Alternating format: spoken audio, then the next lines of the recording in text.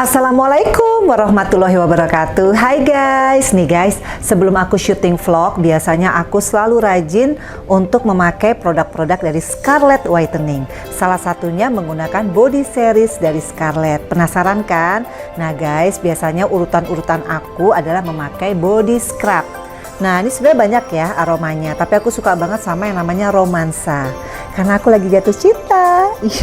Nah penasaran kan, ini yang namanya romansa tuh baunya aku suka banget guys tuh, karena benar-benar apa ya, feminin. Terus tuh baunya aku suka banget. Nah guys, ternyata manfaatnya banyak banget.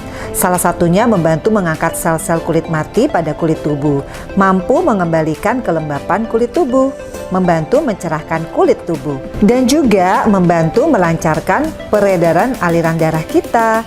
Nah guys, ternyata ini bisa juga loh untuk sarana merelaksasi tubuh kita. Dan yang terakhir, untuk regenerasi kulit setelah eksfoliasi.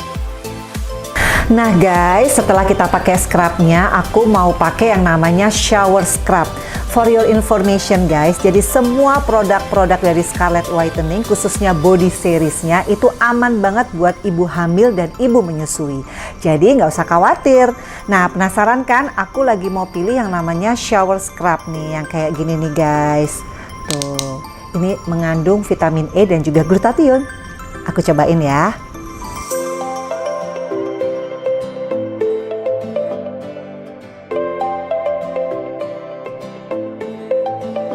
Nah guys, ternyata shower scrub dari Scarlett Whitening itu mengandung glutathione, vitamin E, dan juga kolagen. Yang ternyata manfaatnya mengangkat sel kulit mati dan mengangkat sisa kotoran yang menempel di kulit kita. Nah guys, aku mau kasih tahu kalian, kalau kita pakai yang namanya shower scrub dari Scarlett Whitening, banyak banget variannya, banyak banget aromanya. Ada cucumber, ada mango, ada pomegranate, ada coffee, ada charming, ada freshy, dan juga ada jolly. Wah, udah pasti itu semua bisa kita pilih sesuai dengan mood kita ya guys. Tapi yang terakhir, yang paling penting dari semua urutan-urutan yang namanya body series dari Scarlett Whitening adalah dia cara body lotion. Nah guys, aku mau kasih tahu kalian kalau body lotion dari Scarlett Whitening itu ternyata mengandung glutathione, vitamin E, kojic acid, dan juga niacinamide. Yang ternyata manfaatnya guys, wow, ini keren banget sih, karena bisa melembabkan kulit kita dan juga mencerahkan kulit.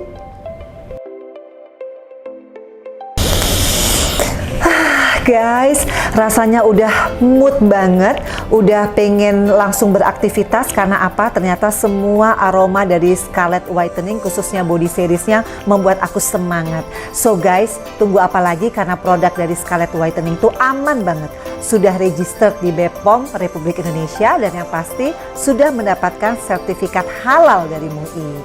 Aduh, pokoknya guys, nggak rugi deh beli semua produk dari Scarlett Whitening. Karena apa? Karena semua produk-produk ini harganya cuma Rp75.000.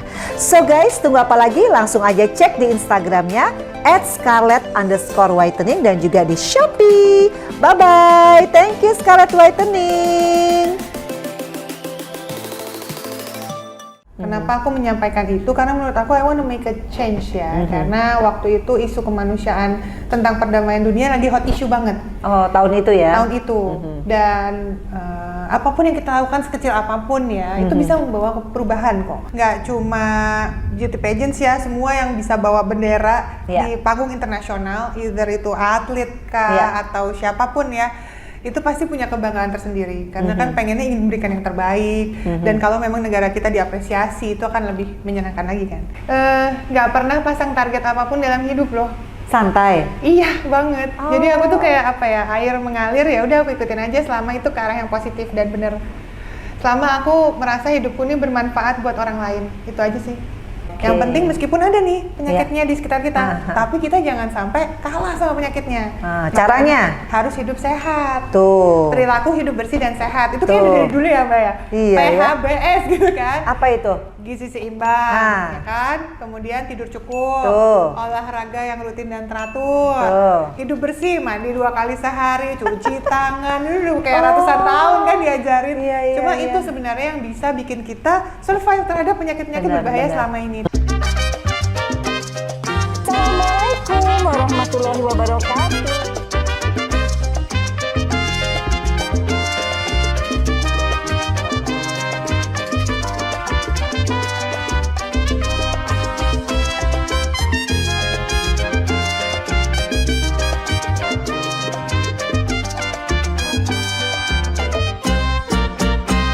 Assalamualaikum warahmatullahi wabarakatuh. Hai guys, welcome to my YouTube channel Vena Melinda Channel. Kali ini kita serasa lagi putri-putrian ya. Duduknya langsung begini, langsung pose ya. Karena aku sudah kehadiran bintang tamu seorang dokter yang cantik sekali ya. Jadi aku yakin nih pasien-pasien belum dikasih obat udah sembuh guys. Karena dokternya terlalu cantik dan terlalu pinter ya. Siapa lagi kalau bukan Reisa Kartikasari. Udah lama mah nggak dipanggil nama itu, jujur. Biasanya dipanggilnya apa? Reisa Broto Asmoro. Oh iya, itu Broto Asmoro nama? Keluarga. Bapak ya? Enggak sih, dari keluarga suami sebenarnya. Oh iya, dari keluarga suami. Jadi buat kalian yang jomblo-jomblo silakan patah hati karena Reisa ini sudah punya suami dan 2 anak yang lucu-lucu. Reisa apa kabar? Aku baik, seneng banget akhirnya bisa kesini juga ketemu Mbak. Nah, saya nggak boleh macem-macem sama bintang tamu saya kali ini karena dia adalah ini aku bacain ya. Karena tanggal 8 Juni 2020 kemarin, Reisa diperkenalkan sebagai anggota dari tim komunikasi publik gugus tugas percepatan penanganan COVID-19 di Indonesia. Tahun 2020. Sekarang 2022. Jadi udah 2 tahun dong. Iya. Begitu gugus tugas, jadi satgas, terus kemudian KPCPEN, jadi sekarang juru bicara pemerintah untuk penanganan COVID-19. Banyak ya perubahannya. 2 tahun ya banyak perubahan. Iya. Tapi ngomongin COVID-19, secara kan dirimu tuh dokter ya? Dokter umum ya? Apa? Spesialis? GP sebenarnya benar. Oke. Jadi gimana tiba-tiba punya amanah menjadi, ya boleh dibilang jadi jubir ya? Untuk satu gugus tugas ini kan bukan tuh ya. Ya, tapi tetap aja orang menilai dirimu tuh wah luar biasa ya, lulusan jebolan dari Putri Indonesia. Kebetulan dokter juga sudah menjadi beberapa pembawa acara ya kayak Dokter Oz di Trans gitu. Terus sekarang punya ini kan amanah yang luar biasa. Itu gimana perasaannya? Terpilih. Sebenarnya awalnya tuh ngerasanya suatu kehormatan banget sih karena waktu itu kita dalam situasi di Indonesia yang panik ya, ada penyakit baru, situasi baru yang kita nggak tahu harus bagaimana ngadapinnya. Banyak banget berita yang simpang siur dari sekitar masyarakat. Dan waktu itu awal-awal memang sebagai edukator kan ya, memang aku sering sharing nih tentang pengetahuan si COVID ini.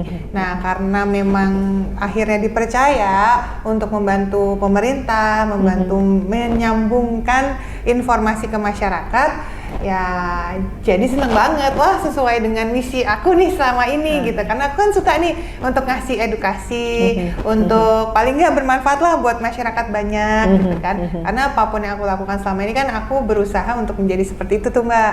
Ketika jadi host di TV, acara program kesehatan, ya pengennya meningkatkan kualitas hidup yang nonton gitu kan. Nah, ketika jadi jubir, oh ternyata bisa lebih luas karena benar-benar bisa menjangkau ke seluruh daerah di Indonesia. Dan waktu itu memang benar-benar lagi dibutuhkan kan informasinya. Jadi ya seneng banget. Nah biasanya kan kalau proses pemilihan seseorang menjadi jubir itu kan nggak mudah ya. Itu gimana sih prosesnya? Orang kan mungkin saking udah terkesima dengan COVID-19 jadi nggak ngeh. Tapi sekarang kan orang pengen tahu kenapa mesti Reisa gitu. Itu saya nggak tahu sih sejujurnya. Oh gitu? Tiba-tiba dihubungin gitu? Di behind the scene-nya nggak ngikutin kan. Karena waktu itu pas bulan Juni itu ya, tahu-tahu pokoknya udah ditelepon, ditanyakan mau bergabung atau enggak, karena ada penunjukan dari presiden. Dan waktu itu begitu meeting besar, sudah ada job desk-nya. Jadi nggak tahu behind the scene-nya gimana prosesnya, ya nggak ikutan. Ya tahu-tahu gitu. Jadi merasa beruntung banget ya bisa membantu masyarakat karena informasi ini penting banget ya karena sebenarnya COVID-19 itu lebih banyak related sama psikologi orang, bener nggak sih? Oh iya, bener banget ya sih. Kan? Bener. Semakin kita nggak ngerti, semakin khawatir. Semakin ngerti juga semakin khawatir. Nah gimana tuh caranya menempatkan ya kan? Gimana tuh? Cara menyampaikannya juga mesti hati-hati kan? Itu dia. Jadi awalnya tuh worry banget karena ini situasi yang serius. Sedangkan selama ini kan aku program host kesehatannya dibuat santai, dibuat bercanda-bercanda. Sedangkan ini situasi yang serius gitu. Jadi ketika pertama kali keluar, nggak sedikit tuh orang yang komen, kok jadi beda sih gitu ya? Kok jadi kayak apa ya? Kayak kaku gini sih gitu ya? Padahal kan selama ini emang santai ya kalau misalnya di Dr. Os dulu atau program Ibu Pintar segala macam. Nah, memang kan pendekatannya beda. Ini kan informasi terkait pandemi penyakit yang serius. Jadi memang pendekatannya harus seperti itu. Nah, jadi waktu itu worry-nya adalah pokoknya setiap bikin skrip tuh ya, mau press con, dipikirin banget nada bicaranya, intonasinya jangan sampai salah gitu kan. Kalau kita terlalu bersemangat, ini kenapa nih kok semangat banget gitu kan. Kalau misalnya terlalu pelan, wah ada apa nih? Jangan-jangan udah disembunyiin. Ada aja kan pikiran-pikiran gitu. Jadi benar-benar harus prepare sampai kalau bisa sih ketika kita bikin statement, nggak ada pertanyaan-pertanyaan miring lah dari orang gitu. Jadi semuanya sudah terjawab. Dan aku tuh sebenarnya lebih seneng pendekatannya kan solusi, Mbak. Jadi bedanya aku tuh ya, menurut aku kalau kita mau menyampaikan sesuatu daripada nyampein cuma berita aja, lebih baik kita nyampein berita dan solusi. Jadi makanya agak berbeda nih dengan juru bicara yang lain gitu ya, misalnya karena setiap kali ada kendala apapun saya pengennya orang begitu nonton tahu, oh berarti kalau ada begini saya harus begini. Jadi waktu itu misalnya, oh kita nggak boleh berkerumun gitu kan, wah gimana dong kita berinteraksi di luar, kita mau belanja gimana nih, pakai APD lengkap kah atau apa? Nah daripada saya ngasih tahu, oh ini bahayanya nih kalau kita berkerumun misalnya gitu ya. Tapi habis itu saya akan selalu menyampaikan, oke, adaptasi kebiasaan baru kita adalah berarti kalau belanja sekarang seperti ini ya tahapannya. Gitu. Jadi ada tips and trick ya. Jadi bukan hanya ngasih tahu habis itu orang meraba-raba, menerka-nerka akhirnya salah semua. Sampai waktu itu inget banget ya ada orang ke supermarket kayak astronot gitu ya. Makanya kan lebay banget nggak sih? Iya. Jadi sebenarnya COVID itu gimana sekarang perkembangan terakhirnya, Dokter Reisa? Alhamdulillah. Alhamdulillah ya. Sekarang situasi makin terkendali di Indonesia. Alhamdulillah. Kita benar-benar harus bersyukur karena ini benar-benar kerjasama kita semua. Iya. Dari semua yang nonton nih, semua yang berpartisipasi, masyarakat semuanya, kita tuh benar-benar sudah melaksanakan apa yang diajarkan, dikasih tahu selama ini ternyata dengan baik. Jadi ya ini hasil seperti sekarang ini. Gitu. Makanya pemerintah presiden sendiri kan juga sudah mulai melakukan pelonggaran nih. Kayak misalnya ini di open air gitu ya, di ruang terbuka yang tidak berkerumun, kita udah boleh lepas masker. Kita udah bisa beraktivitas lagi gitu kan, bisa pergi-pergi dengan lebih mudah, nggak perlu harus melakukan tes PCR selama kita sudah vaksin, sudah booster, lengkap dan booster gitu kan. Jadi sejauh ini sih sampai kita ngobrol saat ini kondisi sangat terkendali karena kasusnya rendah sekali. Oh jadi sekarang udah nggak ada yang dirawat itu ya? Dirawat sedikit sekali. Keterisian rumah sakit itu di bawah 3%. Wow. Untuk COVID, dan dibandingkan penyakit-penyakit infeksi menular lainnya ternyata ya rendah sekali, ya kan? Sekarang aja kita terutama di Pulau Jawa ya, ini lagi mulai mewabah DBD dan itu angkanya cukup tinggi perawatan di rumah sakitnya. Jadi mungkin resikonya justru lebih berbahaya penyakit yang emang udah endemis di Indonesia nih, yakni misalnya DBD dan lain-lain ya. Kemudian untuk orang yang sakit juga kasus aktifnya itu di bawah 3% juga.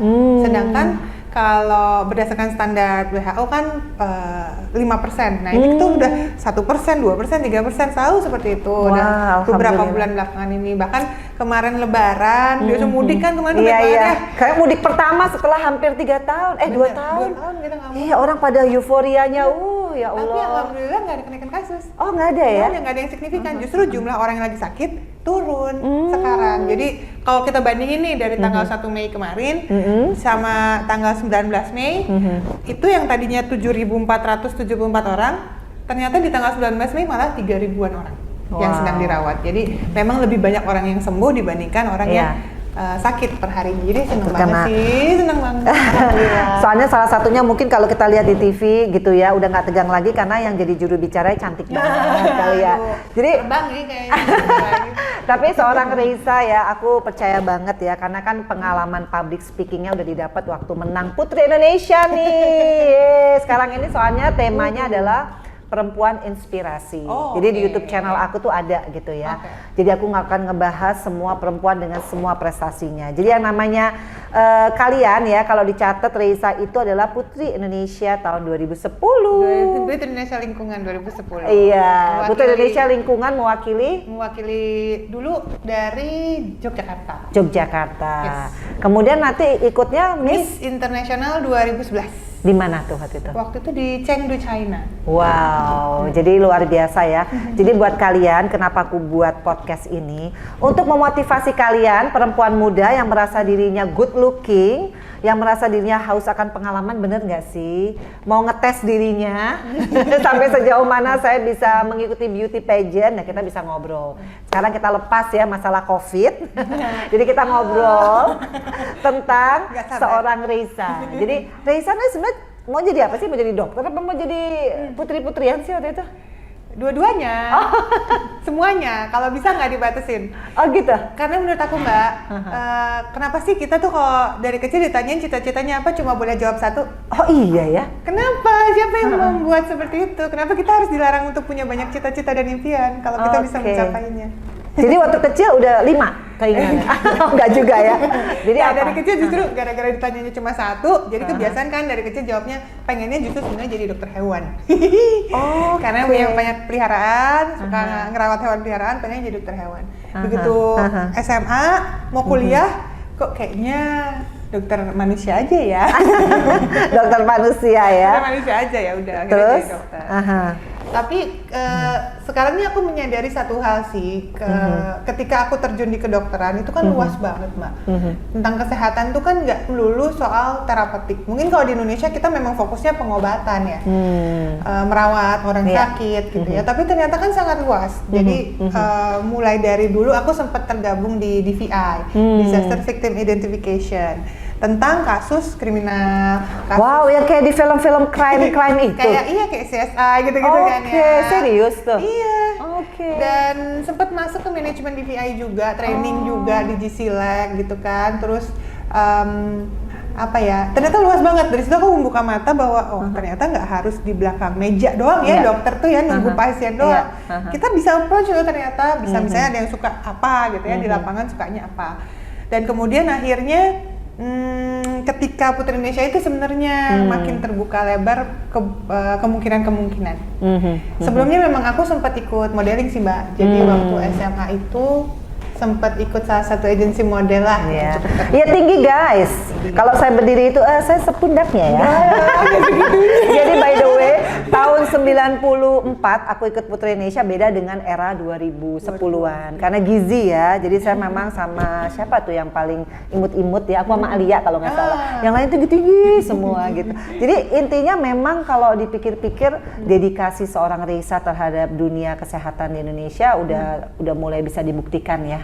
Terbukti Gitu ya? sudah mau jadi dokter tuh kan nggak gampang loh sekolahnya, benar nggak sih? Iya. Perlu kerja keras, perlu konsen Konsistensi. ya, dan juga ada satu etika untuk mengkontribusikan dirinya terhadap dunia kesehatan di Iya. Indonesia. Nah, Iya. aku juga pengen nanya nih, waktu kalau nggak salah waktu di Chengdu Tiongkok itu kan Reisa mengusung isu tentang perdamaian dunia serta kebudayaan Indonesia. Terus temanya Pray for Japan, pasca kejadian gempa bumi dan tsunami Jepang.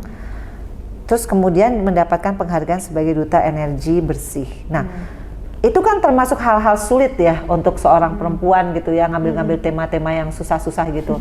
Emang hobi mikir apa gimana? Kayak saya kamu kayaknya cantik gitu kan, biasanya bersolek aja gitu kan. Oh gitu ya? Iya, tapi ini kan termasuk berat-berat semua loh temanya. Karena waktu itu waktu aku ikut di Putri Indonesia tahun 94, kemudian di Miss Universe di Filipina, kita nggak harus nyiapin kayak ya tema-tema seperti ini, Nggak ada nggak harus. speech-speech gitu ya? Nggak ada isu-isu lingkungan tuh nggak ada. Ya kita bener-bener hanya ya on the stage, tapi kan aku observer gitu. Tapi nggak harus buat kayak tesis gitu, nggak sama sekali. Paling ya, ya mungkin observer kali ya. Iya. Beda kali ya. Gimana tuh waktu itu ceritanya? Waktu itu karena memang setiap negara itu harus ada menyampaikan pesan kemanusiaan. Macam-macam kan ya pendekatannya setiap negara. Kenapa aku menyampaikan itu? Karena menurut aku I want to make a change ya. Karena waktu itu isu kemanusiaan tentang perdamaian dunia lagi hot issue banget. Tahun itu ya? Tahun itu. Dan apapun yang kita lakukan sekecil apapun ya, itu bisa membawa perubahan kok. Even though only speech ya? Only speech, dan waktu itu bikin gerakan sih, movement. Ada movementnya. Jadi ketika mulai muncul rasa kemanusiaan itu, banyak orang yang ingin bergabung kan jadinya, karena dari speech itu ternyata itu cukup powerful. Dari orang mendengarkan akan bisa membuka hati, membuka pikirannya untuk melakukan tindakan sesuatu. Jadi ya itulah kekuatan sebuah omongan ya, kekuatan sebuah pidato untuk bisa menginspirasi seorang untuk berbuat kebaikan. Jadi berangkat dari situ sebenarnya. Akhirnya bikin movement dan ya pokoknya intinya ingin membuat satu perubahan. Iya. Dan itu artinya pada saat itu sampai menang gitu ya, gimana rasanya? Kan maksudnya kerja keras kita, ikut beauty pageant, membawa nama Indonesia gitu, gimana perasaannya kan? Nggak menang sih Mbak di ajang saya. Iya, enggak, ini dapat penghargaan gitu. Sebagai duta energi bersih ya. Kan kalau menang apa enggak tuh biasanya kalau di beauty pageant tuh guys, menang atau enggak tuh udah urusan kedua, bener nggak sih? Tapi experience, karena experience itu yang membawa kita sampai sekarang kayak Reisa bisa jadi, itu kan platform. Bener-bener. Artinya nggak mungkin lah seorang presiden memilih seorang Reisa kalau nggak punya, ya kan, nggak punya concern, nggak punya, ya dong, itu kan udah investasi juga saya. Gitu ya. Iya kan. Belajar dari ahlinya. Iya kan, jadi maksudnya gimana rasanya akhirnya ya tetap aja kan nama Indonesia waktu itu kan juga membawa nama harum Indonesia gitu. Ya, gimana rasanya? Tetap seneng lah. Pokoknya saya rasa nggak cuma beauty pageants ya, semua yang bisa bawa bendera di panggung internasional, either itu atlet kah atau siapapun ya, itu pasti punya kebanggaan tersendiri karena kan pengennya ingin memberikan yang terbaik, dan kalau memang negara kita diapresiasi itu akan lebih menyenangkan lagi kan. Jadi ya seneng banget pasti. Iya, makanya kan aku bilang guys, ini Vena Melinda Channel tuh bervariasi kontennya. Jadi buat kalian yang lagi bingung-bingung, aduh saya menggunakan waktu muda, sementara seperti aku bilang tadi, kita pasti punya kelebihan ya yang harus diasah. Nah jadi Reisa tadi berawal kan cerita dari model, kemudian gimana tuh tiba-tiba bisa ikut Putri Indonesia? Kan bisa jadi artis loh. Ini mukanya agak-agak blasteran ya, orang mana sih sebenarnya? Orang Jawa. Iya, Broto Asmoro ya, itu nama suami. Tapi aslinya orang Solo juga, Solo Jogja Malang. Jawa. Cara Jawa iso. Cara Jawa. Nggih, sakit. Ya tapi ada ini ya, mix ya, mamah ya kalau nggak salah ya. Nggak tahu, kalau dari zaman dulunya mungkin ya. Cuma kalau dari kakek nenek yang semua Jawa sih. Jawa asli. Ini bulenya buntelan lemak. Jadi guys, mungkin gini ya, banyak orang tuh yang pengen ikut beauty pageant tapi nggak tahu caranya, nggak tahu apa persiapannya. Nah mungkin bisa dibagi, karena kalau kalian lihat tayangan saya tuh ada Ayu Maulida, itu Putri Indonesia yang terbaru, nggak terbaru banget ya, tahun berapa ya? Ini kan udah mau pemilihan, tapi tahun kemarin. Tahun kemarin. Nah 2021. Sekarang ini ada Putri Indonesia tahun 2010, boleh dong sharing. Apa sih sebenarnya persiapan yang paling awal ikut beauty pageant? Kalau zaman angkatanku juga udah pasti jauh berbeda dengan angkatan-angkatan sekarang. Kalau masih di zamanku itu kita nggak terlalu harus mempersiapkan yang gimana-gimana gitu ya. Paling persiapannya tuh dulu ya harus nyiapin foto, pengalaman di bidang apapun yang kita suka, dan standar kecantikannya setiap daerah pasti akan berbeda, jadi jangan khawatir. Jangan ada kata-kata keluar dari kita tuh minder lah, atau apalah, pokoknya kita semua tuh punya uniqueness yang bisa kita kembangkan. Nah itu paling yang disiapin, jadi kepercayaan diri, modalnya itu sih paling yang sama waktu ya, karena harus mempersiapkan waktu untuk mengikuti karantina dan persiapan-persiapan lainnya, apalagi kalau sampai kepilih harus cuti setahun dari kegiatan apapun yang kami lakukan. Waktu itu aku udah kerja sebenarnya, udah praktek, lagi kuliah S2, ikut Putri Indonesia, jadi aku harus cuti 1,5 tahun. Karena untuk itu. Nah, kalau zaman sekarang menurut aku beda, Mbak. Kalau aku ngeliat anak-anak sekarang ini lebih mateng ya dalam sisi persiapan, karena mereka begitu udah jadi Putri Indonesia, mereka udah punya platformnya untuk mengembangkan apa yang mereka selama ini perjuangkan. Kalau anak-anak sekarang tuh udah bikin movement, udah bikin yayasan, udah bikin organisasi. Iya, benar-benar. Jadi mereka udah begitu berada di panggung Putri Indonesia, mereka udah tahu apa nih yang mau saya usung. Nah, itu menurut aku bagus banget. Udah lebih matang, udah lebih prepare dan tahu nih fokus tujuannya apa gitu. Nah, aku rasa sekarang kalau ada yang mau ikutan ajang-ajang seperti itu, sebaiknya memang berani ya untuk membuat dan mengembangkan diri dengan hal-hal yang kalian suka seperti itu. Iya, dan kalian passionate ya gitu. Tapi ini banyak banget pertanyaan ya. Aku kan open Q&A ya.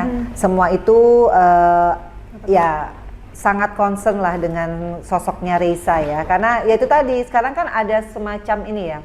Kok sekarang kalau ngeliat dokter, dulu kan kalau orang sekolah kedokteran tuh pakai kacamata gitu ya, kayaknya Cooper gitu ya. Tapi kalau kita lihat sekarang dokter-dokter sekarang tuh makin cantik, makin fashionable, makin ya santai gitu pembawaannya. Kalau dulu kan zaman kita kecil, gitu ya, kalau ngeliat dokter kacamatanya segini, terus ya orangnya kayak gimana ya, kayak kutu buku lah gitu istilahnya. Nah, sebetulnya kalau menurut Reisa gitu, dengan sekarang penampilan Reisa yang juga sebagai jubir, sebagai juga kalau dilihat kan penampilannya nggak kayak dokter ya. Coba lihat ini, coba di close up, ini mah kayak model banget. Itu kenapa sih Reisa yang ingin ditonjolkan dari figur atau image seorang dokter saat ini gitu? Aku sih nggak mikir ke situ sih, Mbak, sejujurnya. Oh iya? I dress for myself soalnya. Aku suka aja, aku lagi suka pakai apa, kalau ngelihat dandanan aku style-nya bisa berubah-ubah sih. Yang penting misalnya aku menyesuaikan diri, misalnya kalau lagi berada dalam situasi yang serius, harus profesional, ya udah aku dandannya kayak gitu. Ketika aku berada di tempat yang santai, ya udah aku dandannya gitu, ngikutin itu aja. Cuma kalau ditanya kenapa ada stereotip tertentu, itu kan pasti ada di setiap kerjaan ya. Cuma kembali lagi ke diri kita. Mbak percaya nggak? Aku tuh minusnya aslinya 7,5. Jadi kalau aku pakai kacamata ya aku pasti akan stable itu. But aku menabung waktu itu, berusaha keras nih ya menabung supaya aku akhirnya bisa lasik dan aku nggak pakai kacamata lagi. Dan aku tuh berusaha untuk menjadi diri aku yang aku suka sekarang ini. Misalnya, dulu aku tuh rambutnya udah tipis banget, terus gelap, nggak bercahaya apa segala macam. Aku berusaha, aku menabung untuk merawat rambutku biar lebih shiny, biar lebih aku suka. Aku suka warna kayak gini. So I work myself buat seperti ini gitu. Jadi aku nggak membiarkan satu stereotip tertentu membuat kita harus stick dengan itu. Gitu. Jadi kalau image seorang dokter harus serius tuh enggak ya? Enggak juga. Jadi bisa lebih keren, lebih chic, lebih fashionable. Bebas sih menurut aku ya kan. Yang penting sesuai lah dengan kondisi ya kan. Jangan tiba-tiba acara serius terus pakai seksi gitu kan enggak juga ya. Tapi kalau jebolan Putri Indonesia kalau soal penampilan no doubt lah ya. Itu kita udah diajarkan. Ini buat kalian juga. Jadi perempuan kita yang paling tahu, bener nggak sih? Bener. Mana yang menjadi kelebihan kita, itu yang harus kita punya waktu untuk mengevaluasi. Makanya jangan ini kehabisan waktu untuk gosip ya. Jadinya penampilan sendiri nggak diperhatiin. Ini ada pertanyaan nih dari Taher Zia. Tolong tanyakan apakah dengan hadirnya hepatitis akut misterius akan menggantikan peran Dr. Reisa untuk jadi jubir hepatitis misterius, atau penyakit ini sekedar drama untuk kepentingan bisnis vaksin berikutnya. Waduh, serem ini, gimana nih? Kalau yang jadi jubir berikutnya boleh nggak ya, mungkin yang lain aja. Tapi aku dengan senang hati mengedukasi masyarakat dengan senang hati. Termasuk menjawab tadi pertanyaannya apakah dengan adanya penyakit baru ini jadi bisnis vaksin misalnya gitu ya. Kayaknya tuduhan-tuduhan kayak gitu saya bingung berangkatnya dari mana. Karena yang namanya penyakit itu kan sebenarnya makhluk hidup ya. Ya kali deh kita udah bisa bikin makhluk hidup gitu kan. Enggak ya. Gimana caranya orang bikin virus gitu yang kecil banget udah kayak apa, orang bikin yang gede-gede aja kita kan belum bisa, robot juga paling kayak apa gitu kan. Jadi semua ini kan ya datangnya dari Tuhan. Ya kita mungkin bisa berkaca lagi gitu ya, kenapa ya Tuhan kok ngasih kita cobaan lagi dengan adanya berbagai penyakit nih gitu ya, seperti ini. Apakah ada yang bisa kita perbaiki dari diri kita atau negara kita? Banyak yang mengaitkannya ini kan dengan iklim. Perubahan iklim kita yang makin panas membuat virus-virus atau penyakit-penyakit aneh yang mungkin sudah ribuan tahun lalu bisa keluar lagi sekarang gitu. Nah itu yang banyak mengaitkannya ke situ. Saya rasa jangan jadi seseorang yang berpikiran negatif atau menyudutkan ke sesuatu. Tapi lebih ke orang yang mencari solusi yang bisa membuat kondisi lebih baik lah. Jadi nggak boleh percaya juga sama hoax ya, bahwa ini adalah buatan manusia, kemudian ada bisnis terselubung yang menyebabkan orang jadi demanding. Itu nggak ada ya? Enggak lah, kalau yang namanya vaksin juga itu kan sesuatu yang justru bisa menyelamatkan kita. Jadi kalau mikirnya dari sisi negatif terus capek lah, nggak selesai. Yang penting kan sudah terbukti nih ternyata vaksin sama ini bisa melindungi kita dari penyakit berat. Jadi jangan takutlah sama hoax-hoax. Jangan takutlah sama vaksin karena hoax-hoaxnya kan ternyata nggak ada yang terbukti, benar kan? Iya. Dan saya merasakan kok. Jadi yang namanya vaksin itu benar-benar melindungi kita. Karena kemarin aku satu mobil sama mbakku, ART-ku, dia benar-benar positif dan aku negatif pada semobil. Karena aku sudah divaksin sekali. Jadi itu pengalaman yang nyata sih guys. Jadi sekali lagi kalian harus pintar memaknai informasi, jangan hanya baca judulnya doang, nggak dibaca isinya. Nah itu tuh yang bikin tersesat. Ini banyak banget yang ngefans nih dari Ratna 11_7, dokter cantik. Terus nih dari siapa lagi, Nailah Nila, itu dokter cantik nih. Jadi aku mau nanya nih ya, kira-kira ya Reisa ya, ini kan banyak banget sekarang orang-orang di luar sana gitu ya, yang muda-muda, yang cantik-cantik, tapi banyak yang mungkin caranya salah menggunakan media sosial gitu ya. Ini kan kita kan boleh dibilang udah jadi seorang ibu juga, kita juga pasti prihatin dengan adanya, yaitu ada yang namanya seks online lah segala macem. Ngeri. Iya, ngeri banget. Maksudnya digitalisasi ini dan juga globalisasi ini dijadikan bukan hal yang positif tapi negatif. Gimana seorang Reisa kan punya anak perempuan juga, menyikapi itu semua. Anak laki juga takut. Karena tayangan dan kontennya kita kan nggak bisa 24 jam ya. Gimana caranya nih sebagai seorang dokter juga ya, memberikan ya sharing lah sebagai seorang ibu dan juga sebagai seorang dokter lah gitu. Kita memang mesti hati-hati banget ya sama sosial media ini karena itu jendela dunia kan. Apalagi jendela kepada anak-anak gitu yang masih mungkin belum saatnya untuk menggunakan sosial media gitu. Kadang-kadang banyak ya orang tua yang lepas nih, jadi nggak mengontrol anak-anak itu bebas gitu mau pakai sosial media apapun boleh. Nah itu yang sebenarnya harus hati-hati. Semua platform itu kan sebenarnya ada batasan usia.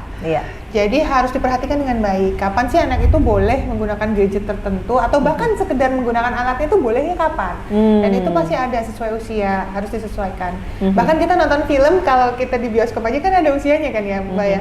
Untuk semua umur, 13 plus, 18 plus, 21 plus. Nah itu harus disesuaikan karena perkembangan emosional anak itu mungkin belum sampai nih. Makanya harus disesuaikan dengan kematangan kepribadian. Nah, saya tuh selama ini selalu berusaha menjaga sosial media saya tuh untuk positif karena niat saya kan positif. Oh jadi semua tergantung niat ya? Tergantung niat. Kalau niatnya positif, hasilnya pasti positif ya? Iya bener sih Mbak. Iya kan? Sesimpel itu dong ya? Saya sih merasakan banget ya. Karena kalau misalnya saya berusaha untuk jaga tetap positif, ternyata orang-orang toksik itu juga nggak akan bertahan kok di situ. Oh iya benar. Nggak seru ya. Di sini nggak banyak yang ikutan gitu. Jadi kayak misalnya gini, aku bukan media julid ya. pernah lah ada satu waktu gitu kan, selama ini baik-baik aja nih semua followers. Terus tiba-tiba adalah masuk gitu ya satu orang, kok ini kayak haters ya gitu ya.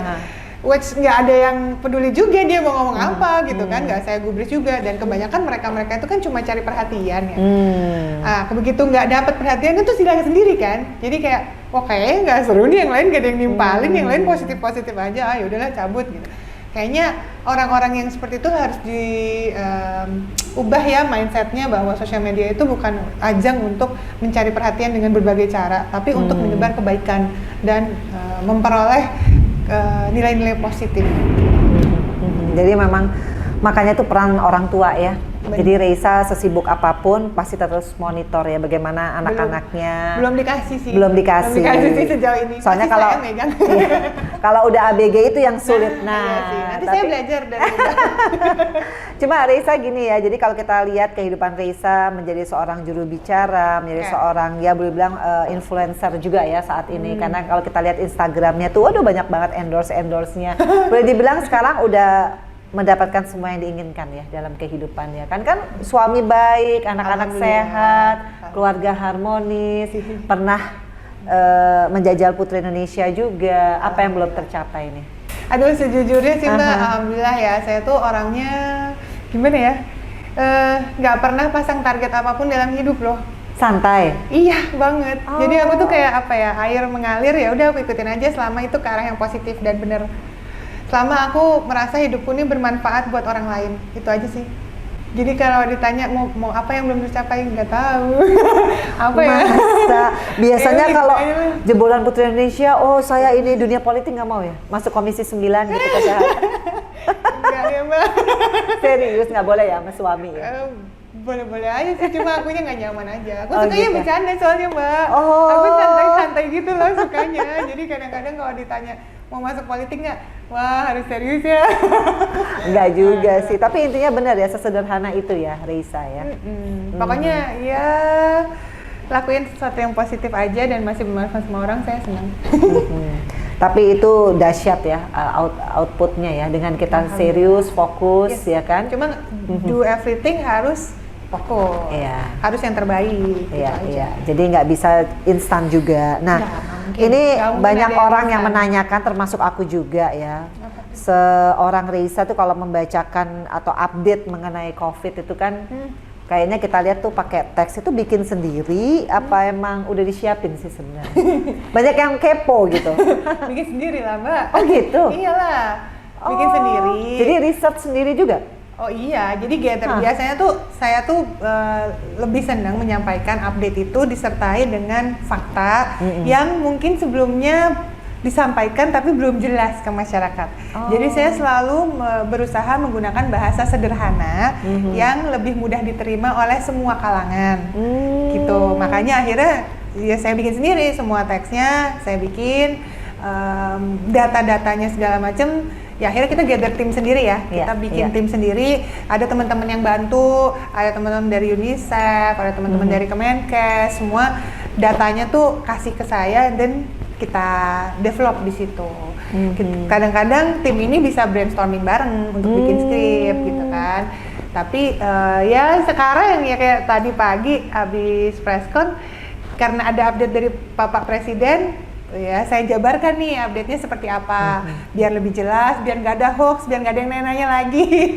Jadi lebih mudah gitu ya diterima, beritanya juga lebih mudah ya para teman-teman jurnalis kita untuk bikin berita gitu.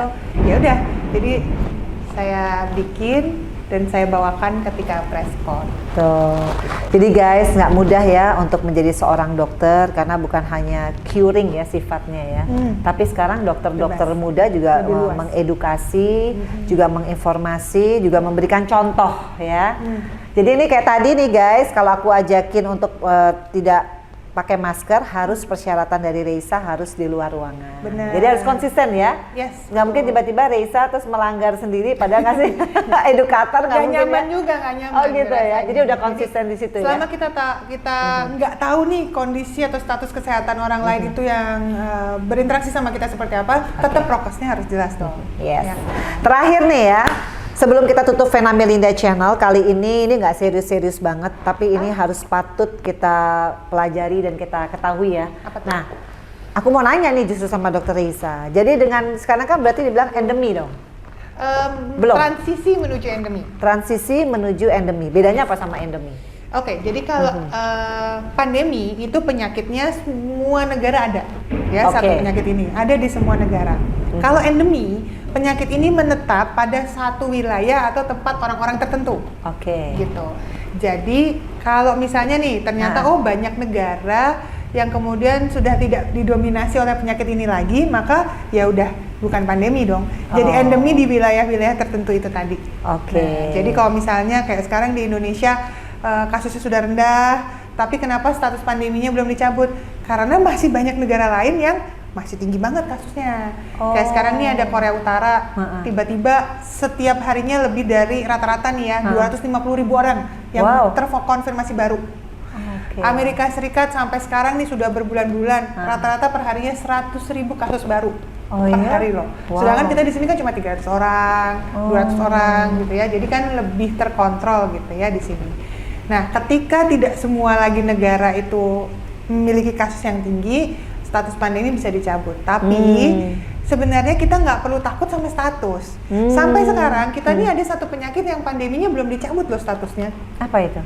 HIV/AIDS. Oh iya ya. Sampai sekarang masih pandemi. Oh itu kategorinya pandemi ya? Betul. Padahal dari zaman dulu ya? Betul. Tapi berapa ya? 80 sekian ya? Iya, tapi kenapa orang kok kayaknya masih banyak yang melakukan aktivitas yang mendekati? Nah itu gimana tuh? Serem ya? Padahal belum ada vaksin sampai sekarang. Iya ya? Serem juga belum. Iya, ya. Tapi paling nggak kita jangan terpaku dengan status itu. Yang penting adalah kita semua masyarakat itu siap, sehat, kuat. Kita badannya itu kalaupun ada komorbid terkontrol, jadi kalaupun sampai terinfeksi kita nggak mengalami gejala penyakit yang berat. Tunggu, kita udah komorbid terkontrol tuh yang gimana ya? Misalnya punya darah tinggi, ya terkontrol misalnya dengan obat. Oh, gitu kan. dia aware ya? Gitu. Atau disembuhkan gitu ya, misalnya diturunkan tekanan darahnya. Atau misalnya punya penyakit jantung ya, diobati dengan baik gitu kan. Nah kalau resiko-resiko yang bisa kalau sampai terinfeksi COVID-19 itu jadi berat bisa kita turunkan kan, jumlah orang yang mengalami penyakit berat dan meninggal dunia karena COVID-19 jadi lebih rendah. Nah sebenarnya kan tujuannya itu. Yang penting meskipun ada nih penyakitnya di sekitar kita, tapi kita jangan sampai kalah sama penyakitnya. Caranya? Harus hidup sehat. Tuh. Perilaku hidup bersih dan sehat. Itu kayak dari dulu ya Mbak ya? Iya, PHBS gitu kan. Apa itu? Gizi seimbang, ya kan? Kemudian tidur cukup, olahraga yang rutin dan teratur, hidup bersih, mandi 2 kali sehari, cuci tangan, dulu kayak ratusan tahun kan diajarin. Cuma itu sebenarnya yang bisa bikin kita survive terhadap penyakit-penyakit berbahaya selama ini, termasuk karena imunisasi. Kita dari kecil diimunisasi, divaksin ya kan, supaya penyakit-penyakit berbahaya kayak ada campak, ada rubella, ada difteri, tetanus itu kan penyakit-penyakit mematikan. Betul. Bisa terkontrol dan resiko perburukannya sangat rendah karena kita dari kecil sudah punya kekebalan. Nah sama, sekarang kita udah punya kekebalan nih terhadap COVID-19. Jadi dengan adanya PHBS, punya kekebalan, kita jadi lebih siap dong menghadapi penyakit ini. Jadi jangan takut dengan statusnya, yang penting kita siap dan kuat melawan penyakitnya. Keren ya. Jadi beda ya guys ya, kalau yang jelasin tuh seorang dokter. Jadi terakhir nih ya, menjadi perempuan yang punya karier yang cemerlang dengan peran sebagai istri dan ibu rumah tangga itu juga nggak mudah. Tapi kayaknya you prove it already ya, bahwa dua-duanya berjalan seiring sejalan. Nah mungkin tips nih buat yang nonton Vena Melinda Channel, khususnya ibu-ibu muda. Coba tipsnya ya, Dokter Reisa kasih tipsnya supaya suami aman terkendali. Yang paling penting kan itu ya. Kalau suaminya merengut, padahal istrinya lagi menjalankan misi yang luar biasa kan bahaya. Gimana Berarti tuh? yang pertama adalah kerjasama yang baik. Jadi pertama kali yang harus kita kompromikan untuk menjalani karir dan keluarga adalah pasangan.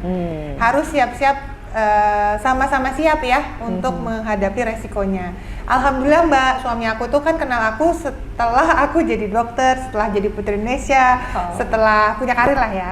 Jadi ketika itu dia sendiri yang ngomong waktu itu, ya udah kamu tetap boleh berkarir kok, aku nggak akan menghancurkan begitu aja nih apa yang sudah kamu perjuangkan, apa yang sudah kamu bangun. Tapi ya kalau sudah berkeluarga, keluarga nomor satu. Dan itu yang aku pegang. Jadi sampai sekarang yang aku utamakan adalah keluarga dengan mengatur time management yang baik. Jadi kalau bisa semenarik apapun pekerjaannya, kalau misalnya ternyata keperluan keluarga ini yang penting sekali harus dilakukan, utamakan keluarga. Jadi meskipun ada tawaran, ini menarik banget di tawarannya ya, tapi ini hari anak aku misalnya perform piano misalnya gitu ya, konser piano, nggak mungkin aku terima itu. Mohon maaf, saya tidak bisa saat ini waktu saya untuk anak saya. Dan saya upayakan anak-anak udah beres dulu setiap pagi, siap makan, mandi, berangkat sekolah gitu ya. terus saya baru berkegiatan, baru kerja. Nanti begitu anak-anak sebelum tidur, saya usahakan saya udah pulang. Tuh, jadi simple ya guys ya, tapi ini perlu komitmen dan konsistensi, bener nggak? Jadi jangan nanti manis-manisnya doang, nggak taunya udah dikasih izin malah kebablasan ya. Itu, jadi sekali lagi guys, di Vena Melinda Channel ini tokoh-tokoh yang kita hadirkan adalah orang-orang yang sudah menjadi apa ya, influencer dari bidang apapun, bener nggak Reisa? Nah ini terakhir nih sebelum aku tutup, say thank you dong buat suami tercinta dan anak-anak, support sistemnya nih kan pasti sudah berjalan dengan baik, sehingga dirimu tidak kehilangan kesempatan ya untuk apa ya namanya, berekspresi, karena perempuan sekarang kan juga sebagian dari kehidupannya kan adalah ingin mengekspresikan diri, mengkontribusikan dirinya. Setuju banget. Say thank you dong. Terima kasih banyak kepada suami aku tersayang, Mas Jojo. Terima kasih anak-anak aku, Ania, Yoda, dan semua support system yang ada di rumah aku, suster-suster, mbak, supir, segala macam, asisten aku, videografer. Coba dilihat ya, dilihat ini banyak banget tuh. Ya kan? Ada 5 orang. Ini apa ya? Dayang-dayang. Ini support system aku semua yang bisa membantu aku meringankan kerjaan aku sehari-hari. Jadi terima kasih banyak buat semuanya, kesayangan aku. Semoga kita selalu sehat, selalu diberikan berkat, dan semuanya bisa tetap semangat dan bermanfaat untuk orang lain. Iya, oke, thank you banget Reisa. Ini luar biasa, junior aku di Putri Indonesia, dan jangan khawatir ya guys ya. Nanti habis Reisa akan ada lagi putri-putri Indonesia dari zaman baheula. Indira udah, Ayu Maulida udah. Yang belum masih banyak, karena kita udah banyak angkatannya. Udah rame banget kayak grup ya. Udah rame banget ya grup kita Putri Indonesia. Sekali lagi Reisa, pokoknya sukses, bahagia selalu. Aku selalu senang kalau nonton Reisa di TV-TV karena menjadi jubir, karena dia selalu senyum, cantik. Itu membuat orang yang sakit COVID langsung sembuh. Amin ya. Thank you for watching Vena Melinda Channel. Jangan lupa untuk apa? Subscribe, like, share, and comment. Wassalamualaikum.